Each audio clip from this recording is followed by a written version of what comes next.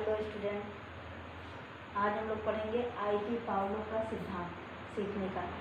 इससे पहले हमने थार्डाई का सिद्धांत पढ़ा था, प्रायसंस्कृति का सिद्धांत। आज हम लोग आईपी पावलो का सिद्धांत पढ़ेंगे, जिसको शास्त्रीय अनुकूलन का सिद्धांत कहते हैं या संबंध प्रत्यावर्तन का सिद्धांत कहते हैं। अब सबसे पहले जानिए कि पावलो कौन थे। पावलो रूसी शरीर विज्ञानिक थे। ये रूस के थे और शरीर मनोवैज्ञानिक थे, और इनको नोबेल पुरस्कार 1904 में पाचन क्रिया पे कार्य करने के लिए दिया गया था। ये क्वेश्चन बहुत ज़्यादा पूछा जाता है, किस मनोवैज्ञानिक को पाचन क्रिया के लिए नोबेल पुरस्कार मिला था। तो किसको मिला था? पावलो को।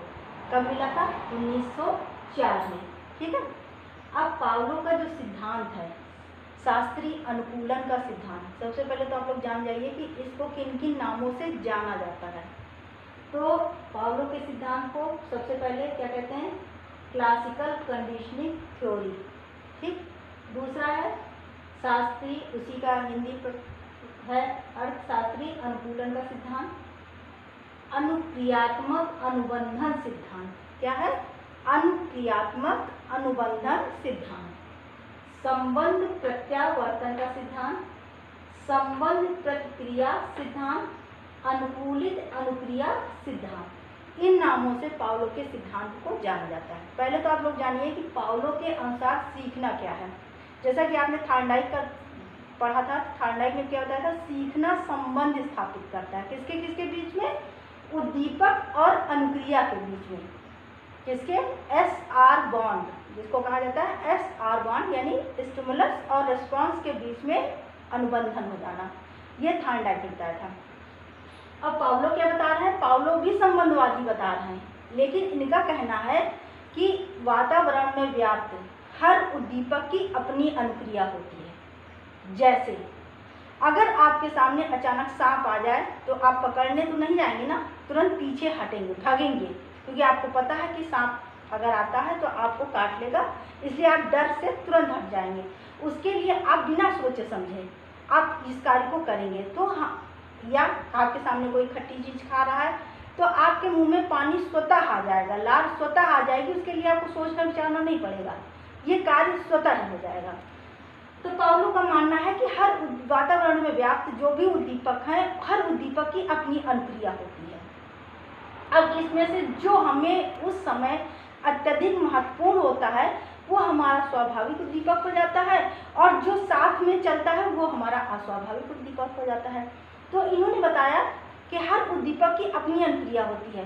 तो स्वाभाविक उद्दीपक की स्वाभाविक अनुक्रिया और अस्वाभाविक उद्दीपक की अस्वाभाविक अनुक्रिया।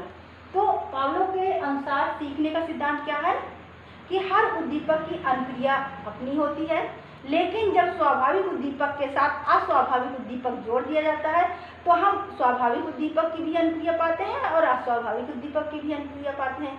लेकिन कुछ समय तक दोनों को साथ साथ प्रस्तुत करने के पश्चात सिर्फ अस्वाभाविक उद्दीपक को प्रस्तुत करने पे हमें स्वाभाविक अनुक्रिया प्राप्त होती है। इसलिए इनको कहा गया CS के प्रस्तुत करने पे CR और UR की हमें प्राप्ति होती है। पहले तो आप प्रयोग समझ लीजिए, तब आपको समझ में आएगा। अब इन्होंने अपना प्रयोग किस पे किया? कुत्ते पे किया। कुत्ते की लार ग्रंथि को काट कर उसमें एक बीकर, उस ग्रंथि में एक पाइप लगा के और उस पाइप का कनेक्शन बीकर से कर दिया कि उसके मुंह में जो भी लार इकट्ठा हो वो जाके बीकर में इकट्ठा हो जाती थी। अब आपको पता है कि अगर घंटी बजती है तो हमारा कान खड़ा हो जाना, सुनना, ये एक स्वाभाविक अनुक्रिया है कि नहीं? उसी प्रकार से अगर हमको भूखे हैं और हमारे सामने भोजन आता है तो हमारे मुंह में लार आना भी एक स्वाभाविक क्रिया है। लेकिन यहाँ पे क्या है? कुत्ता भूखा है, इसलिए यहाँ पे स्वाभाविक उद्दीपक क्या है? भोजन है। तो उन्होंने क्या किया? ये देखिए आपका संबंध प्रत्यावर्तन के पहले की स्थिति, यानी दोनों उद्दीपकों के मध्य में जो संबंध स्थापित नहीं हुआ है उससे पहले की स्थिति है। पहले की स्थिति में क्या है? अस्वाभाविक उत्तेजना, अनकंडीशनल स्टिमुलस और रिस्पॉन्स। घंटी की आवाज अस्वाभाविक उत्तेजक है, और कान का उत्तेजित हो जाना, सुनना, ये अस्वाभाविक अनुक्रिया है। फिर स्वाभाविक उद्दीपक क्या है? उत्तेजना क्या है? भोजन, और लार का टपकना स्वाभाविक अनुक्रिया। कितना समझ में आया? तो पावलो ने क्या किया? कुत्ते को जब भी वो भोजन देते थे, भोजन देने के पहले वो घंटी बजाते थे। अब घंटी के बजने पे क्या होता है, हम सुनते हैं, घंटी से हम लार नहीं टपकती हमारी, घंटी से हम सुनते हैं, घंटी बजती है तो हम सुनते हैं, और भोजन दिखता है तो हमारे मुंह में लार आती है। तो उन्होंने क्या किया कि जब भी कुत्ते को भोजन देने चलते थे, जब कुत्ता भूखा होता था तो पहले वो क्या करते थे, घंटी बजाते थे, घंटी बजाते थे और उसके तुरंत बाद वो भोजन देते थे। तो कुछ समय तक इन्होंने साथ साथ दोनों चीज़ों को प्रस्तुत, यानी दोनों उद्दीपकों को साथ साथ प्रस्तुत किया। कौन कौन से, अस्वाभाविक और स्वाभाविक को। अस्वाभाविक उद्दीपक आपका क्या है, घंटी, और स्वाभाविक उद्दीपक क्या है आपका, भोजन। तो अस्वाभाविक उद्दीपक की आपकी प्रतिक्रिया क्या है, कान के खड़े हो जाना, सुनना, और स्वाभाविक उद्दीपक की क्या क्रिया है, लार का इकट्ठा होना या लार का बहना। ठीक, तो दोनों उद्दीपकों की अपनी अनुक्रियाएं हैं, लेकिन कुत्ता भूखा है इसलिए उसकी स्वाभाविक उद्दीपक उसका क्या है, भोजन है। ठीक, तो कुछ दिनों तक उन्होंने दोनों उद्दीपकों को साथ साथ प्रस्तुत किया, यानी घंटी बजाई और तुरंत भोजन प्रस्तुत किया। घंटी बजी, कुत्ते ने सुना और तुरंत भोजन आया और उसके मुंह में लार इकट्ठा हो गई। ये क्रिया उन्होंने कुछ दिनों तक साथ में दोहराई, और कुछ दिनों के बाद पावलो ने क्या किया, सिर्फ अस्वाभाविक उत्तेजना को प्रस्तुत किया, अस्वाभाविक उद्दीपक को प्रस्तुत किया, अर्थात सिर्फ घंटी बजाई, और अनुक्रिया क्या हुई, अनुक्रियाएं दोनों हुई, यानी उसने सुना और सुनने के बाद उसको तुरंत मुंह में उसके लार इकट्ठा हो गई। लार किससे इकट्ठा होती है, भोजन से। लेकिन यहाँ पे क्या हुआ कि स्वाभाविक उद्दीपक का अस्वाभाविक उद्दीपक के साथ संबंध प्रत्यावर्तन हो गया, या अर्थात संबंध स्थापित हो गया, और संबंध स्थापित हो जाने के कारण उसने घंटी की आवाज सुनकर उसने लार को टपकाना स्टार्ट कर दिया। अब ये जो सिद्धांत है, आपने देखा होगा कि जो जैसे कुछ टाइमिंग होती है कि उस टाइम पे ही अगर वो कार्य होता है, तो अगर वो टाइमिंग आती है तो ऑटोमेटिक आप उस कार्य को करने के लिए सजग हो जाते हैं। जैसे आपके मेस में अगर बेल लगती है और बेल लगने के बाद तुरंत भोजन मिलता है, तो क्या होता है, आपकी भूख उतनी अधिक उत्तेजित हो जाती है, और इन केस अगर किसी दिन जो है बेल लगी और भोजन नहीं मिला तो आपके मुंह में लार उतनी ही इकट्ठा होगी जितने की भोजन को देखकर इकट्ठा होती थी। तो ये है पावलो का सिद्धांत, यानी अस्वाभाविक उद्दीपक के साथ स्वाभाविक अनुक्रिया का संबंध स्थापित कर देना। ठीक, अस्वाभाविक उद्दीपक के साथ स्वाभाविक, देखिए याद रखिएगा, अस्वाभाविक उद्दीपक के साथ किसका संबंध स्थापित हो रहा है, स्वाभाविक अनुक्रिया का।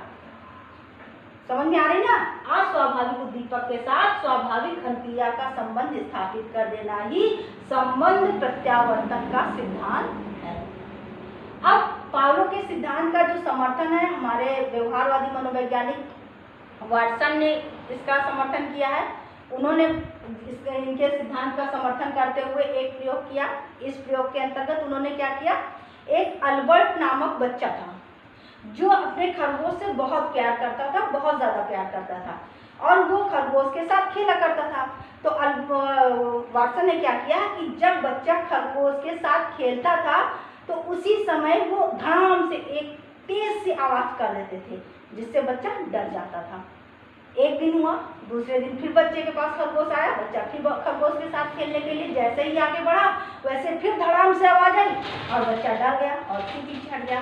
ये प्रक्रिया कुछ दिनों तक दोहराई गई, और एक दिन ऐसा आया कि बच्चा जैसे ही खरगोश को देखता था डर की वजह से तुरंत वहां से दूर भाग जाता था। अर्थात कि बच्चे के समझ में आ गया कि हम जब इस खरगोश को छूते हैं तो उसी समय भड़ाम से आवाज़ होती है, इसका मतलब इस आवाज़ का संबंध कहीं ना कहीं खरगोश से है।